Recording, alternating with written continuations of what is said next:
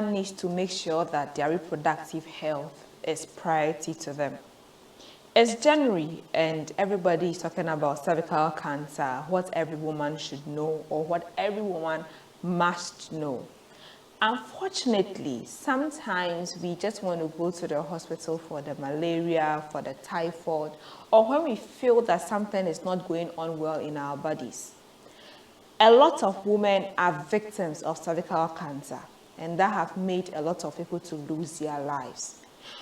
Today on the Reflection Show, we want to take a look at cervical cancer and make sure that every young woman out there, our mothers, our aunties, as far as you're a woman, you make sure that you go and get screened for cervical cancer. I am Martha Inspires. When we are back, we have an in-depth conversation about cervical cancer. Stay tuned.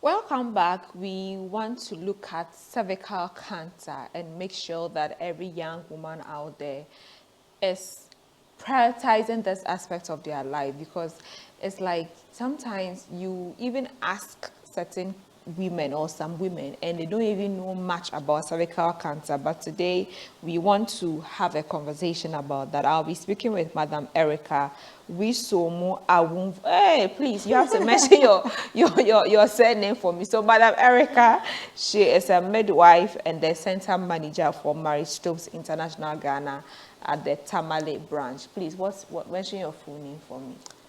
Erica Aovafogi Wiswam. Hey, you've heard it from her.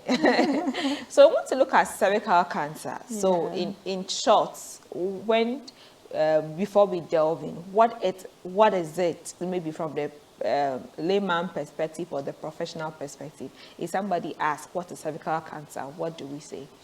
Yeah. So before you know what cervical cancer is, you should know what the cervix is. You should know where the cervix is located before we talk about cervical cancer. Okay. So the cervix is basically the mouth of the uterus, and the uterus is equally the womb, or the opening to the uterus, or the opening to the womb. Okay. Then what is cervical cancer? Cervical cancer is basically the overgrowth of cells around the cervix, around the mouth of the uterus, around the mouth of the womb. So cells in the cervix or cells in the mouth of the womb or the mouth of the uterus begin to grow slowly, and with time, when it is not detected, it overgrows. And when treatment is not given to such a person, it now graduates to what we call the cancer by name cervical cancer. So it's just basically about the cancers we hear, maybe breast cancer, prostate cancer, but it's also a cancer that affects the cervix. Only the cervix. Only the cervix. Yes. And that is also like the opening of the womb. Of the womb. Or the opening to the uterus, or opening to the womb of a woman. Okay. Yeah. So how do I know that probably I have cervical cancer or I'm at risk? So first, let's look at the risk factors. So before you can get the cervical cancer, then you are being exposed to the HPV virus, which is called the human papilloma virus. That is the main cause of the cervical cancer. So now how will one person... That what we know as HPV? Yes, please. Oh, okay. I usually see a lot of doctors say HPV. So it's what? Human papilloma virus. Oh, yes. Okay. So how will now one acquire the human papilloma virus? You don't get it through drinking water. You don't get it through maybe a mosquito bite or something. Every condition has a route of how it will get into our system. So the human papilloma virus is gotten through sexual contact. Okay. Early sex. You don't get it when you are not exposed to sex. Okay. 4 out of 5 people have the HPV virus at a time in our lifetime. Okay. But with time, this HPV virus can disappear when the immune system is strong. But then when the immune system is not strong, the HPV virus stays in the cervix or stays in our system. And now it will trigger the cells around the cervix to start growing. Yeah. With time, it will start multiplying. When care is not taken, when we are not being diagnosed of it early, then it's prone us to getting the cervical cancer. HPV can be gotten from a male partner. Okay. It can equally be gotten from a female partner. How? Yeah, so males also get HPV virus. And when they get it, theirs is what will lead to the prostate Cancer. cancer. Ah. Yes, Oh, okay. yes. So through multiple sexual partners, you can pick it from one woman to another. That woman. Okay. A woman can equally pick it from one man to another person. So when care is not taken, if we are not able to detect it early, then it goes to affect the cervix. So it's just that the risk factors is just sexual intercourse. Yes, so through sexual intercourse, we also talk about immunosuppressant clients, people that? living with HIV/AIDS. Okay. Their immune system is already compromised. Such people are exposed to a lot of infection, including the HPV or the human papilloma virus. Frequent exposure to STIs, that's sexual transmitted infection. Yeah. When it is not treated, you are likely to be exposed to the HPV virus as well, which when care is not taken or when it is not treated, then it leads to the cervical cancer. And then poverty can also be a cause. Hey. Poverty is a cause to everything. How? Yes. So when there's no money in a family, even to be able to afford 1 square meal a day, which is maybe probably to say a healthy meal a day, it's something that will be it's bad on the person. Because if you are not able to afford healthy meal a day, it can prone you to malnutrition. And when you are prone to malnutrition, it affects the whole body immune system, which you are prone to getting the HPV. And then when it is not treated, it leads to cervical cancer. So basically, before one can get cervical cancer, you have to get the HPV virus into the system before the cervical cancer can be diagnosed. Okay, so let's say a woman has the HPV. How long does it take to, let me say, to come out, or for the person to go for a test to show that these are the symptoms that you have? Or what symptoms would a woman see to know that this thing I'm seeing, I think that these are symptoms of cervical cancer? So with the HPV or the cervical cancer cells, at the early stages, it might not be noticed. Because after infection, it takes about 10 to 20 years before full-blown cancer can be showed. Oh, okay. And that would have been at the late part.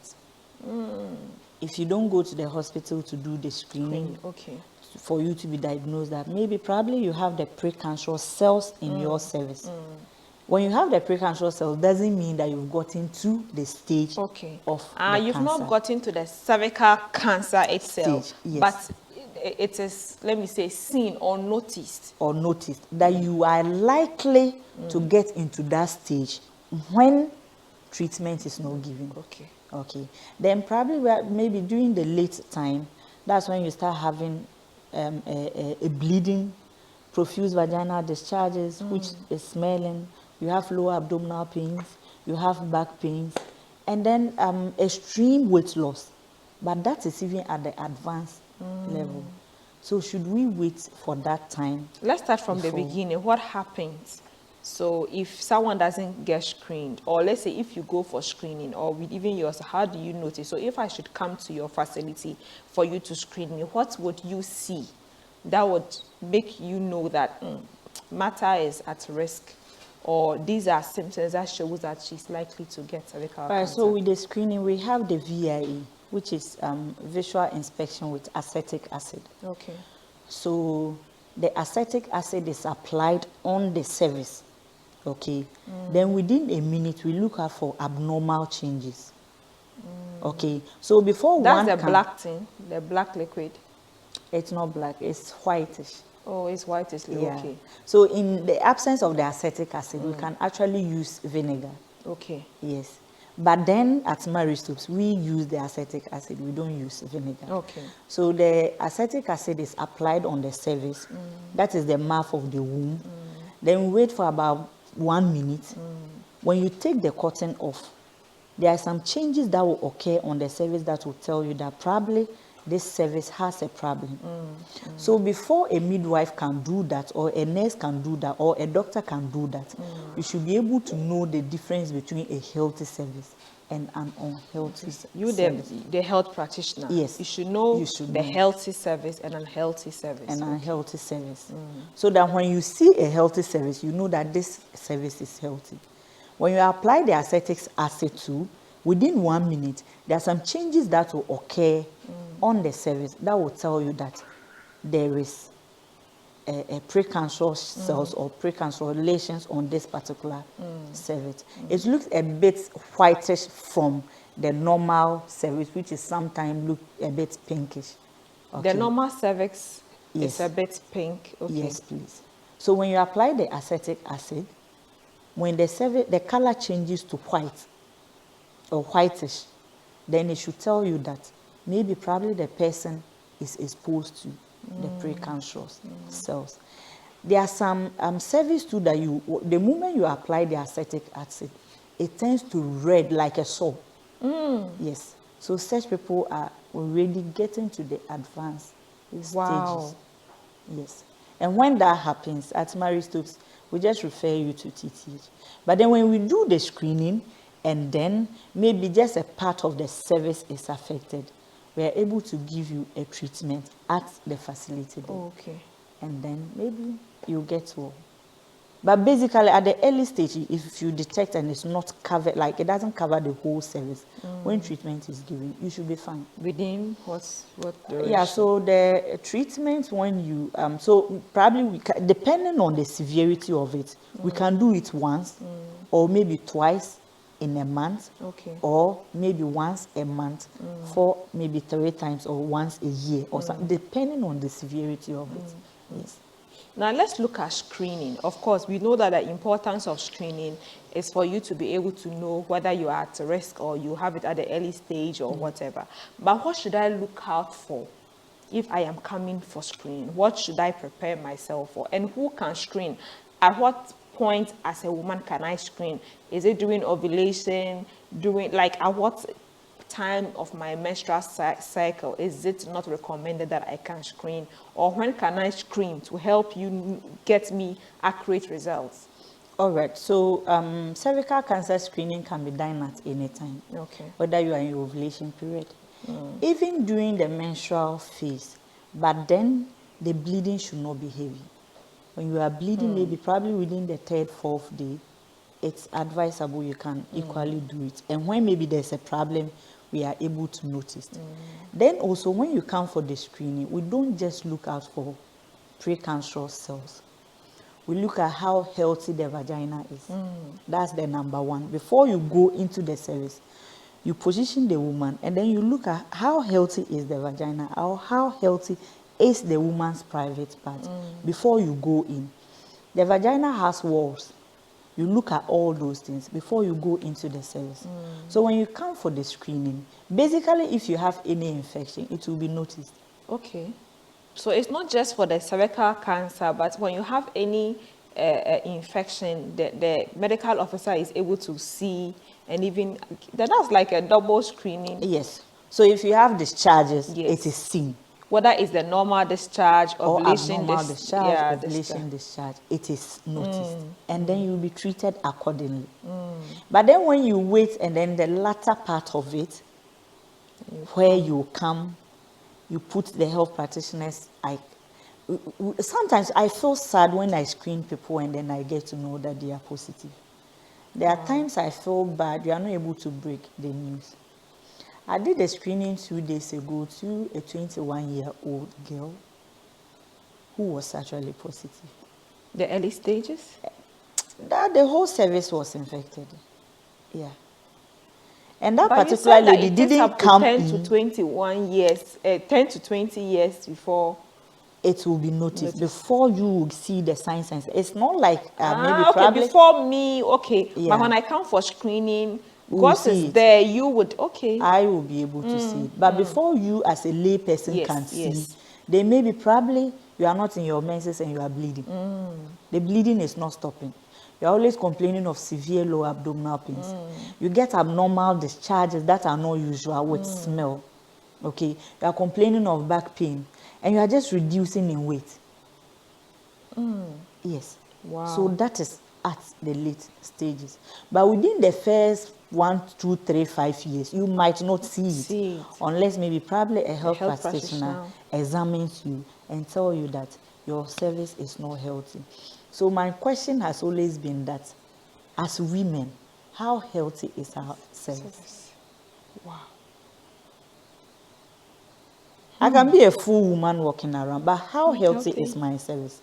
Me as a midwife, if I'm prone to it, I will not know until you sit down to check I go yourself. in for the screen. Yes. And cervical cancer is not genetic.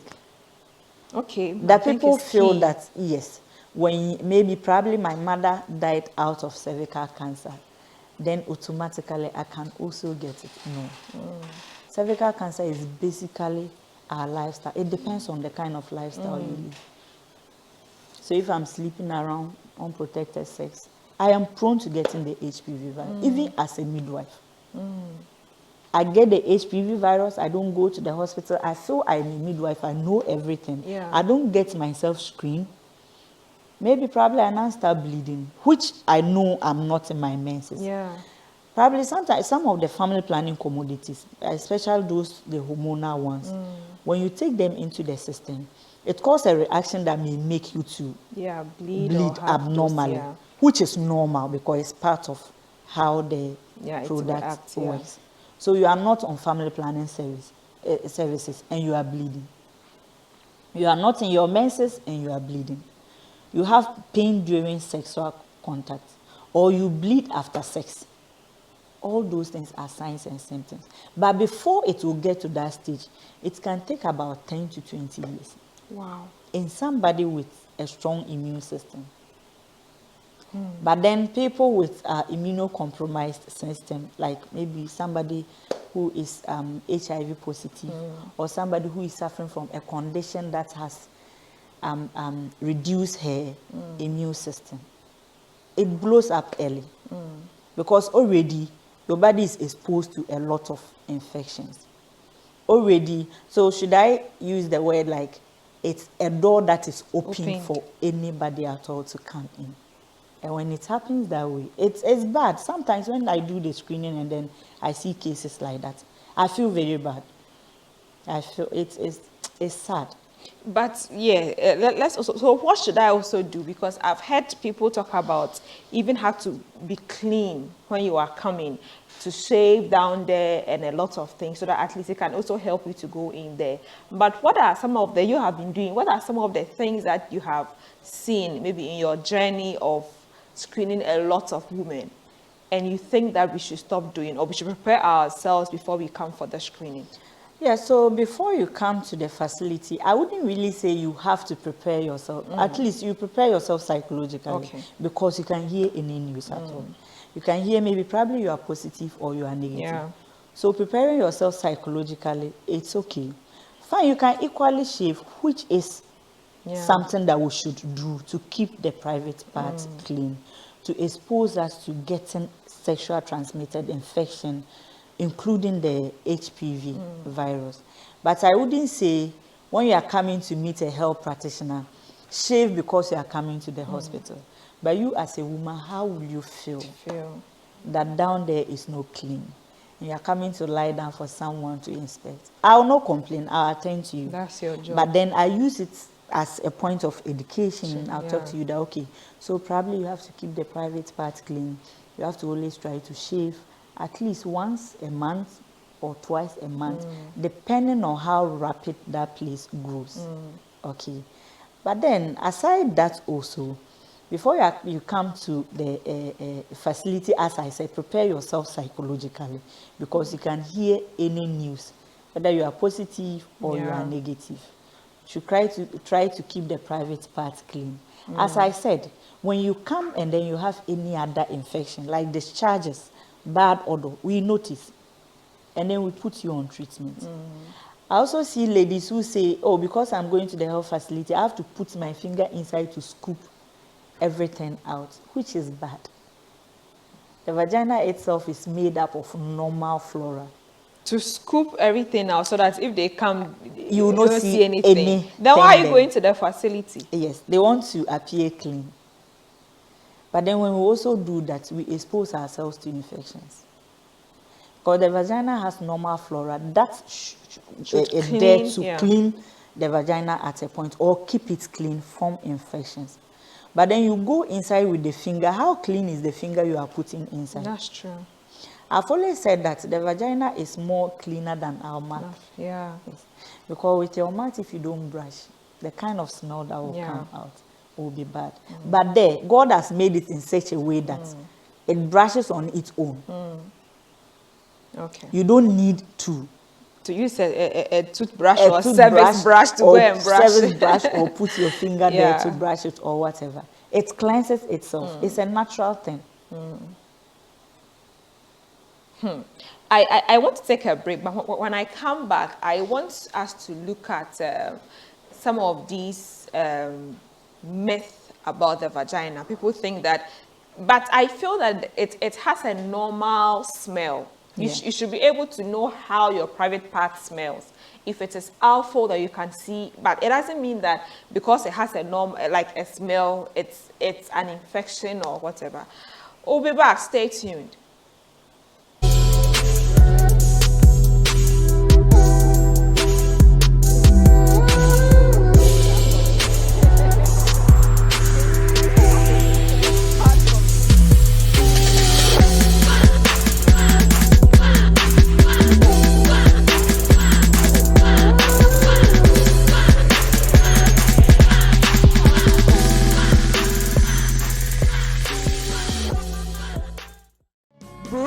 By Pastor A.L. Fant. They are inspired by the Holy Spirit, simple to comprehend, relevant in application, and so lovely to read.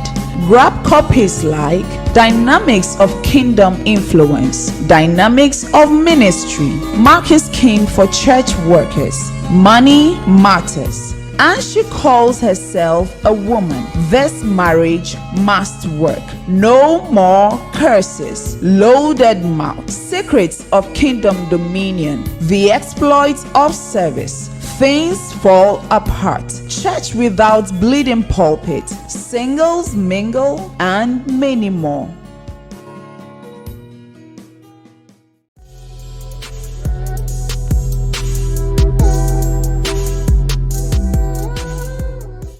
Welcome back. I believe that if you've been watching us so far, you have probably tuned your mind to go and check for cervical cancer, or let me say screen for cervical cancer. Every woman needs to be able to pay attention to this because it is a very key component of our life and we do not have to take that for granted. So let me come to Mother Erica. Why is it important to screen? Let's look at the screening processes and all of that on cervical cancer. It's important and necessary for every woman to know how healthy your cervix is, or to know if you are exposed to the pre-cancer cells. It's important because cervical cancer forms second part of leading causes of death among women. Second? Yes, the second leading causes of death among women. So basically, because of that, I should know if I'm prone to it. I should know if my sexual life will prone me to the cervical cancer. I should know so that when it is within the early stages, treatment can be given to me.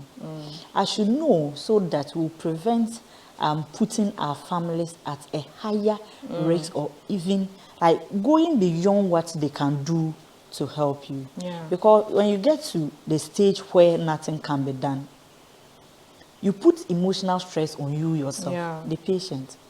You put emotional stress equally on the family. Yeah. You bring about a lot of financial constraints on the family. They can't say maybe probably because you've gotten to that stage, they should just allow you die like that. No. They'll have to strive hard to be able Try to save your life. try to save your life. Even at that stage, we know that maybe probably nothing can be done. But then, will the family understand? No. Especially if you are a loved one. The family will not understand. They will go like a long mile to see you smile again, or to see you get onto your feet again. And as I said earlier, when you do the screen, we just don't look out for the cervical cancer cells. We look out for other things.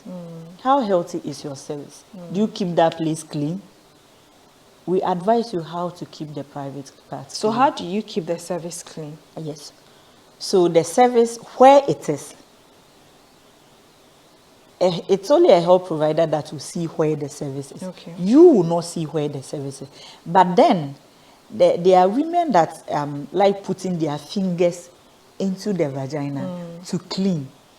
So when you put your finger, which I am not saying we should do, but then I just want us to have a feel of how the cervix is. When your finger is able to go into the vagina, you feel something like the nose here or the upper lip. Okay. But mostly it's like the nose. When you try to go around it, you feel a hole. Okay. That is the cervix. Yes. And it only opens during menses or opens when a woman is in labor. Oh, okay. Yes. Wow. So So that's you where keep- it opens for the blood to come out from the womb. Yes. Wow. And open to allow the baby to be delivered successfully. When you don't keep the private part clean, which the cervix forms part of Part the of it. private part, infections will travel from the outer part of it into the inside and now also affect the cervix. I don't advise women who use soap to wash down there. No, just normal Water, clean running, water. clean water. You wash down there. Don't put your finger in. As I said, the vagina is more cleaner than our mouth because the vagina cleanses itself and bring out the dirty things every day. When you see discharges coming out from your private parts, go to the hospital. I see a lot of women telling me that, oh, when you apply joy ointment on a cotton and push it inside, it will prevent you from I think I've seen, getting- there used to be this thing, I've forgotten the name when I was at the south. It's in a white small container like Aquabam. It's white and they'll ask you to put cotton and put it around your private part. It can take away candidiasis and yeast infections and all that. And even some they will tell you that it tightens the vagina. Yes. Yes. I don't advise all that Those, okay. because as I said, the vagina is more cleaner than the Yeah. mouth. It doesn't need anything to get clean. The only thing it needs to get clean is washing with Yeah. water, avoid unprotected sex, and then also regular shaving. When you go to a place that you are not sure of their washrooms or their toilet facilities, you please try to, I wouldn't say you shouldn't use it, but then use with caution to prevent you from picking an Can infection put down tissues around it. and put tissues on the toilet seat before you can sit on it. Or even you can cut a tissue and drop inside so that at least when you are urinating, the urine wouldn't splash. Yeah. Or maybe when a big poo comes Yeah. out, it It wouldn't won't splash splash on water on you. That will prone you to infections. How about using wipes? Yeah. People would want to use wipes after they visit the washroom to clean the place. Is it advisable? Yeah, people actually use wipes to clean the place. But what are the chemicals Just they in the used in wipes. making those particular wipes? I've always loved what the Muslims do. But then I tried it once, and then before I got up, I had soaked myself with water. Yeah. Yes, it's even more cleaner than using the Yeah. wipes, because you don't know how the wipes No, but I work. think you can still use the water, but before you get up, you just use the normal tissue to dab. To dab down there. Yeah. But then don't just pick any tissue and clean there and think that maybe I am okay. There are also some panty liners out there that, like, when you use it, Yeah. absorbs Yes. whatever dirt that comes out. Then at the end of the day, you fold it nicely and then Yeah, the discard panty it. liners, it's good because every day when you use, and if you plan, you can afford it, panty Yeah. liner, so that before you wear your undies, you put the put panty it liner on on. At the end of the day, you just take it out, and so it even makes your underwear last longer. Last longer, and then you don't get recurrent infections. So let's assume that you had an infection, you've gone to the health facility for treatment, and you don't also treat your panties. You are likely to pick Even the your organism sponge and back. all those things. You are likely to pick the organism back from your own panties. So normally we advise that after a treatment, especially the last day of the treatment, you gather all your panties, soak them, wash them, rinse with warm water, then dry them under the sun. You iron them after that. Pay attention to the parts that will be on the vulva. Yeah. If there's money, you change discard, everything. yeah. And as the woman is treating, your partner should always treat. Treat, yeah. Men really don't show early signs of infection, especially candidiasis. But then they are always the host. Because I have gotten it from outside. You have had unprotected sex with me. I've given it to you. It's like me giving my handbag to my boyfriend or my husband to hold for me. When you need money, you pick it, remove the Yeah. money, and then he holds it back. So if you treat and he equally doesn't take any antibiotics or precautionary measures, still when there's sexual contact, you are still likely to be reinfected. Yeah. Now, what are other, I'm looking at, apart from the cleaning yourself and all of that, you've mentioned one key that I want you to hammer on that, on having multiple sexual partners. And sometimes when people come to the hospital, like I think 8 to 9 years ago, I used to work with PPHG, and sometimes people come and you ask them that, okay, do you have more than one sexual partner? They hide that information. So how does it help the medical officer or the nurse to give you the proper treatment? Do you think that have also been a cause of not making you be able to give effective treatment? Yeah, it's actually a cause. But then, before you ask somebody such a question, you shouldn't go straight to ask, do you have multiple sexual partners? Okay. Even me, when you ask me that question, I'll say no. Because maybe probably at the end of the day, if I'm exposed to a particular infection, then you just say that this lady has a lot of multiple sexual partners. But then if you're like, oh, are you married or single? Okay, I am married. Okay, I'm not married.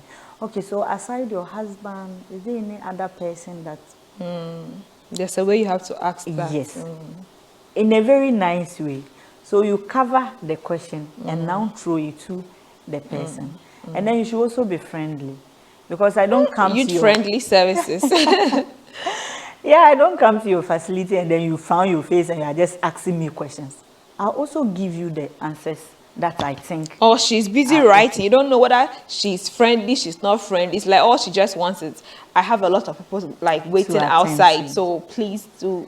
Yes, so if it depends on how friendly you are to the client. The client will open up and tell you a lot of things that will probably help you to diagnose the person.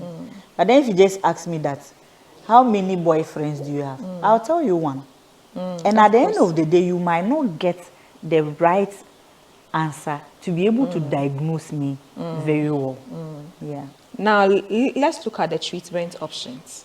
Okay, so For with the cervical treatment cancer. options, we have the cryotherapy, we have the loop electrosurgical procedure, and then we have the cold knife conization. That's three But, of them. Take them yeah. one and explain. The first Okay. one is what? The cryotherapy. So I'll actually talk more on that because Okay. that is what is done Okay. at Marie Stopes. So the cryotherapy is basically freezing of the cervical cells, the abnormal cells on the cervix. So you freeze it, then with time, it begins to defrost and then peel off and come out like watery discharges.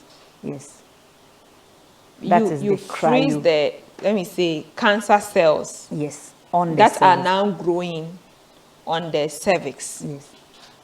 So that once you freeze it, then later on, so when you It will freeze defrost. it, once it defrosts, it just comes out. Yes, it will come out and you see. It comes out like as discharges. You see when you bring ice block out and put it down, it starts Yes. melting out. Yes.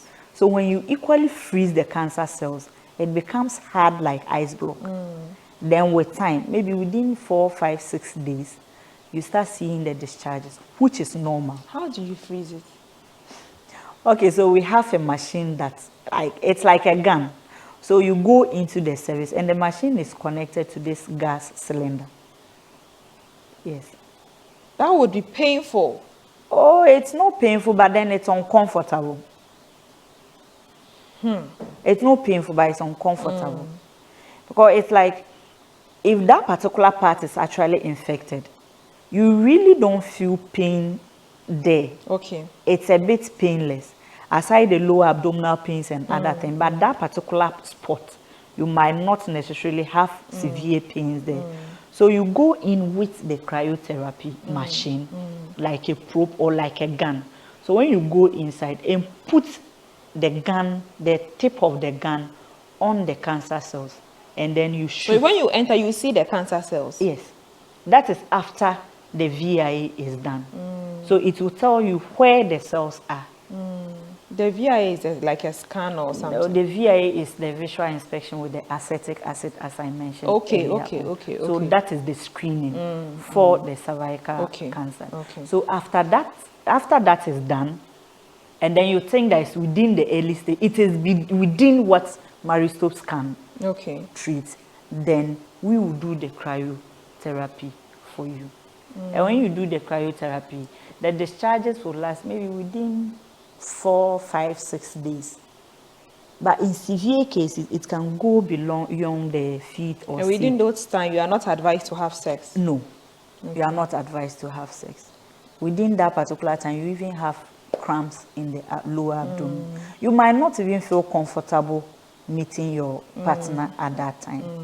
But until after the 5th or 6th day, when you think that you are comfortable again to resume sexual contact. But normally I advise my clients who come in for the cryotherapy to at least take about 2 weeks or even a month. Yeah. But how many of our men can do that?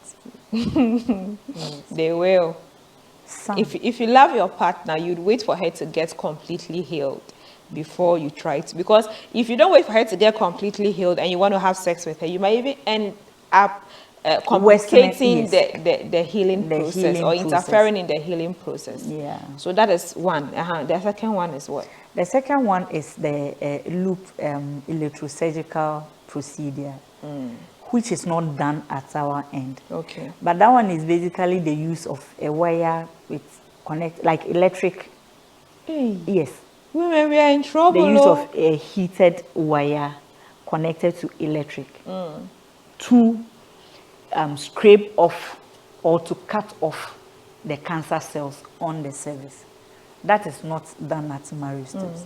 Okay. But other facilities do that too. Yeah, I don't know of TTH. I don't know of TTH. But then what is done at Marie Stopes and what I do for clients is the cryotherapy.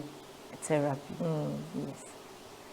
But that when those are not cutting the cells out. Yes, the abnormal tissues or the abnormal. Is the cutting painful?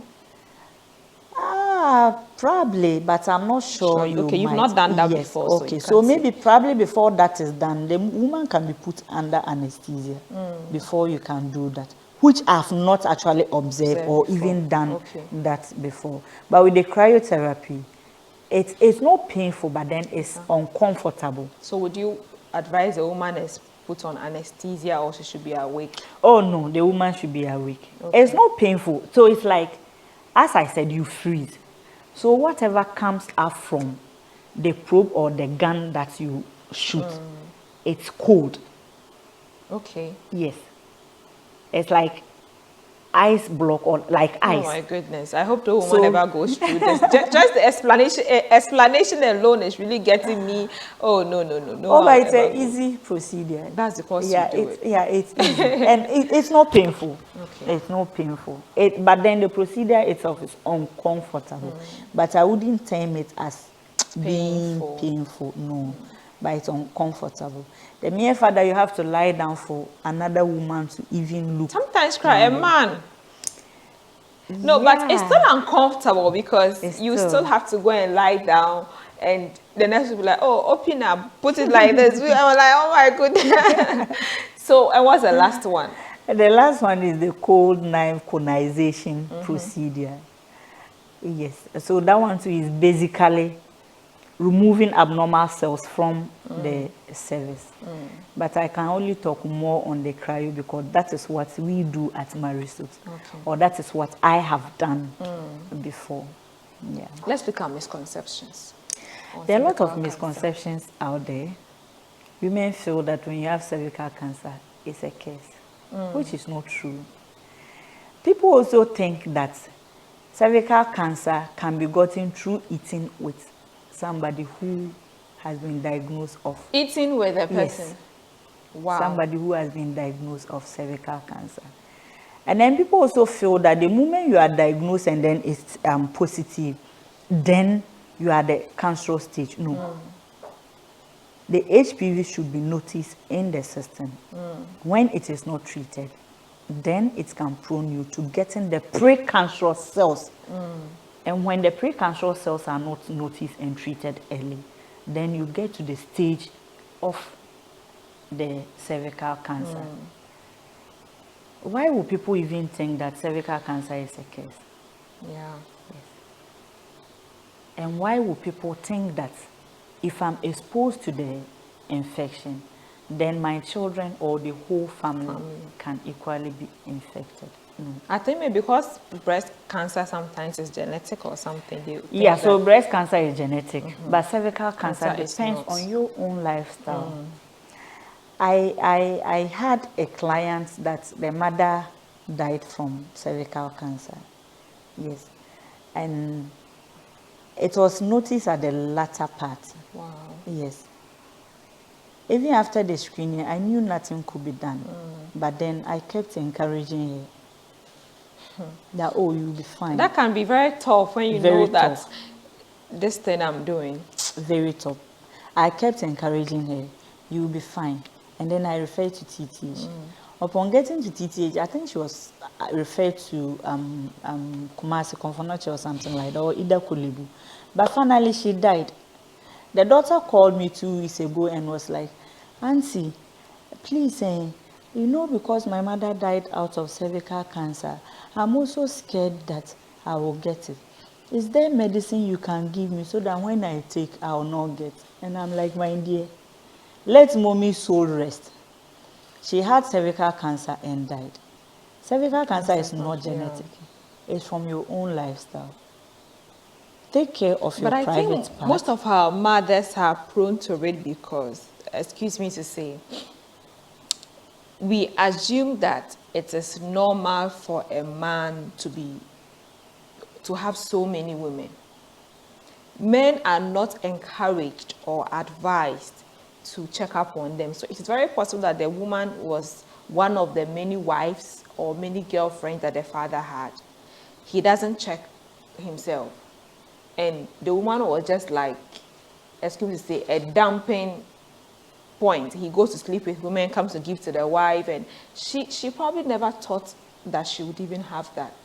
So what advice can you give to the men to help in reducing cervical cancer? I wouldn't want to say they should avoid marrying so many wives. Oh, you It's can the culture of the North. apart from the culture, Yes. but the young men who are not married and have thousands of girlfriends. Yeah, so that I can talk more on that. Yeah. You are not married, you have unprotected sex. Today you are here, the next minute you are here, the next minute you are there. Even if you don't get the HPV virus, there are a lot of infections. You can get HIV, hepatitis, BC, a whole lot.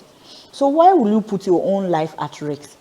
And now our young guys out there even feel that when you have more than 3 or more girlfriends, then you are a man.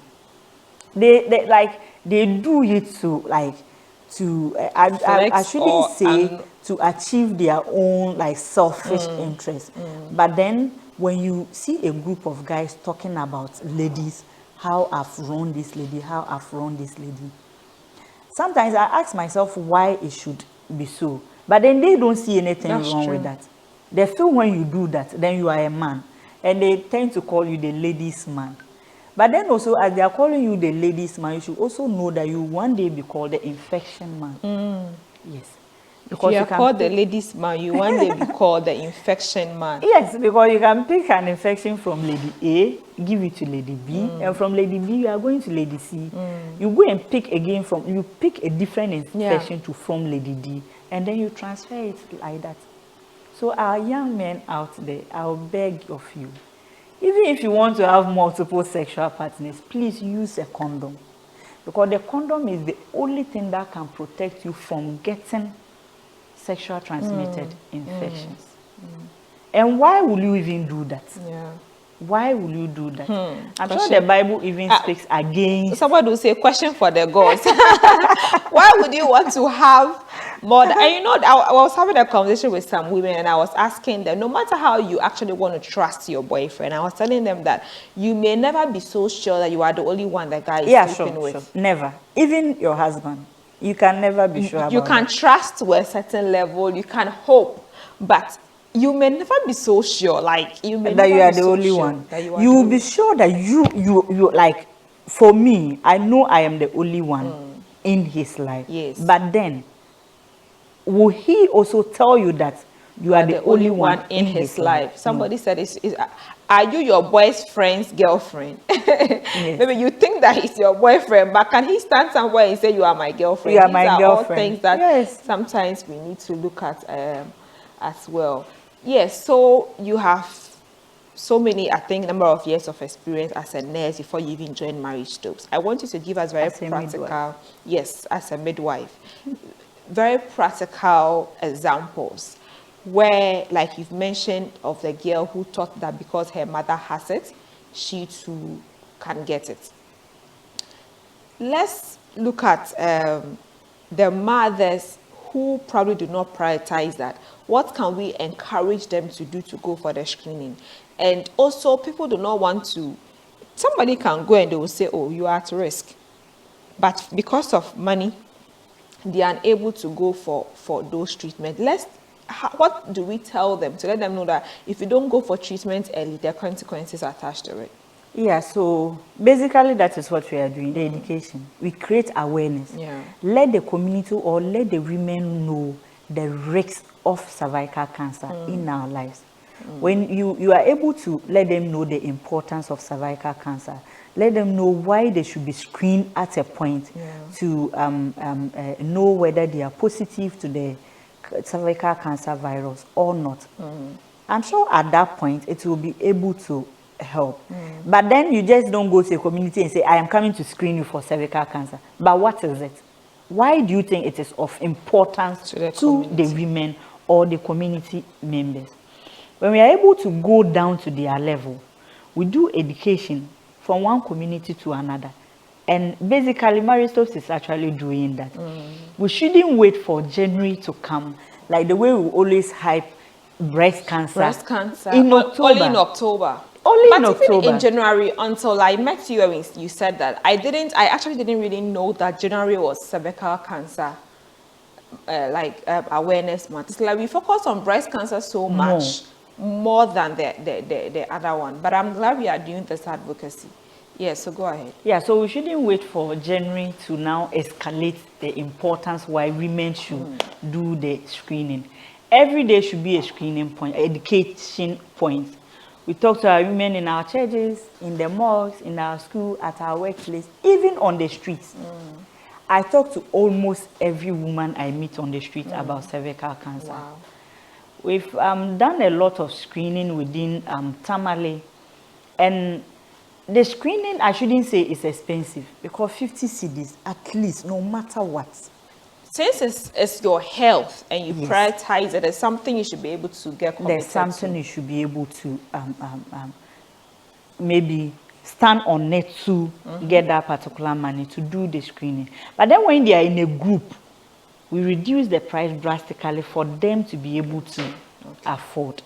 So if all health personnel can equally talk to people on the street, talk to people about cervical cancer, like the way we talk to people about breast cancer. I've always said that with breast cancer, even your boyfriend can notice it. Even you yourself. Can notice Because if you are the type that like Pressing your palpating breast, yeah. your breast, and mostly the men, they play with the Yeah. breast a lot. If there's a slight changes, they will know. But how many men even know where cervix is? Even how many women out there knows that We just think there's that, oh, something. that's the vagina. That's Yes, the private that's just part. the vagina, and that ends it. But the vagina goes beyond what we see out there.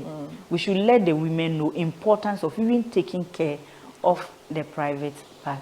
We should know the importance of taking care of the private part. We've had a lot of cover. Give us your final words, and then also to encourage every woman out there. It's January, and then cervical cancer. You must go and screen.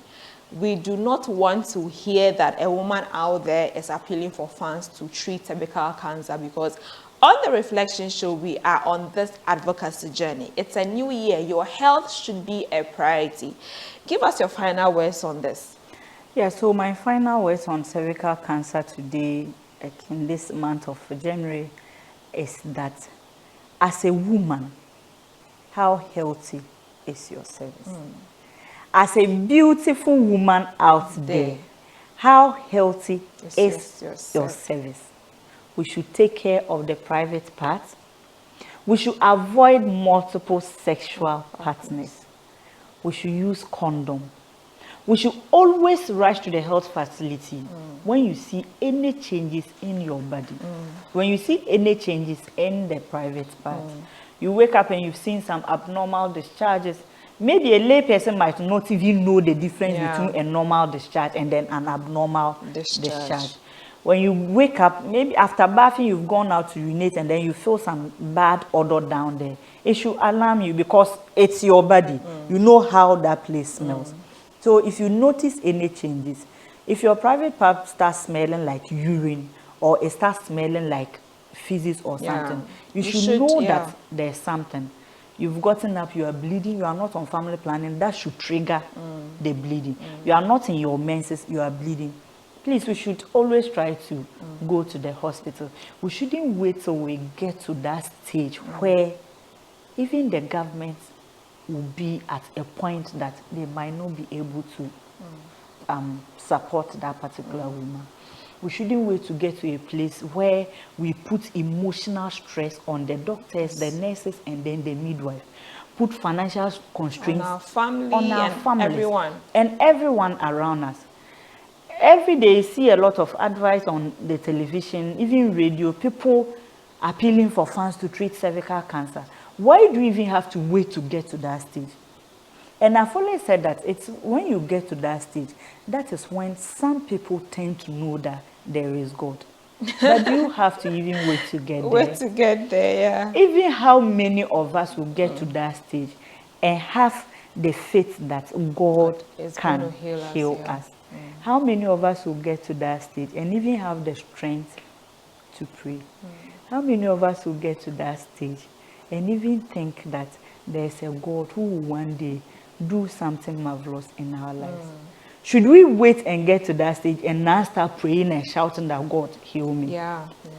There's a saying in my language that God has always told us that put your pot on your knee. And then he will now help you to get it onto the head. Wow. But you don't leave the pot on the ground and ask think God that to. So God God will helps come and those pick. who help God, themselves. basically, God help those who help themselves. So we should help ourselves to prevent sexual transmitted infections, prevent exposure to the HPV virus, and prevent cervical cancer. Marisops is always open. You can call us at any time. And in Tamale, where can you be located? So in Tamale, our office is located at the Victory Cinema. Okay. On the Alajifa two-story building, Okay. the first floor of the story building. Or if anyone knows where the cow care office is, we are on the same building with the cow care. So cow care is on the second floor and we are on the first floor. Okay. Our doors are always open. We work from Monday to Saturday. Okay. 8 a.m. the office is open. Friday to Friday we close at 5. But then Saturdays we work 8 a.m. to 1 p.m. But then our office line is everywhere. Yeah. When you call on us, we can always attend to you. Yeah. Just go online, just type Marriage Stopes, and then you can get their contact details. I think they have a toll-free number as well. It's been amazing, and I believe that every young woman who have seen this episode, or you are a man that have seen this episode, you can encourage a woman in your life to go and get screened for cervical cancer. I'm encouraging every young girls out there.